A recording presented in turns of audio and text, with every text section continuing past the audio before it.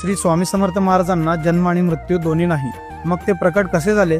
प्रकट दिनाचा हा इतिहास तुम्हाला माहित नसेल तर हा व्हिडिओ पूर्ण बघा. श्री स्वामी समर्थ महाराज हे आंध्र प्रदेशातील श्रीशैल जवळ असलेल्या कर्दळी वनातून प्रकट झाले. 1459 साली श्री नरसिंह सरस्वती स्वामी महाराज यांनी गाणगापुरास निर्गुण पादुका स्थापन केल्या व त्यानंतर श्रीशैल यात्रेचे निमित्त साधून ते कर्दळी वनात अदृश्य झाले. याच कर्दळी वनात सुमारे 300 ते 350 वर्ष महाराजांनी कठोर तपश्चर्या केली. या काळात मुंग्यांनी त्यांच्यावर वारुळ रचले. एक लाकूड तोडत असताना त्याची कुऱ्हाड ही या वारुळावर पडली आणि त्या वारुळातून रक्त वाहू लागले.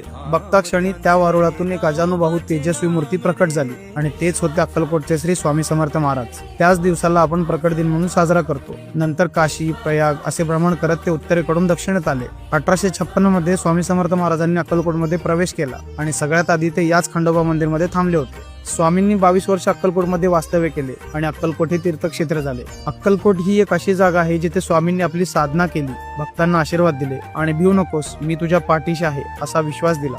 तुम्हाला कधीही वेळ मिळाला तर एकदा अक्कलकोटला नक्की भेट द्या, कारण स्वामींच्या दर्शनाच्या वेळी एक वेगळीच आध्यात्मिक ऊर्जा जाणवते जी शब्दात सांगताच येणार नाही. स्वामींच्या कृपेने तुमच्या जीवनात सुख, शांती आणि समृद्धी येवो हीच या प्रकट दिनी स्वामींकडे प्रार्थना. जर तुम्हाला प्रकट दिनाची ही माहिती आवडली असेल तर पेजला नक्की फॉलो करून ठेवा.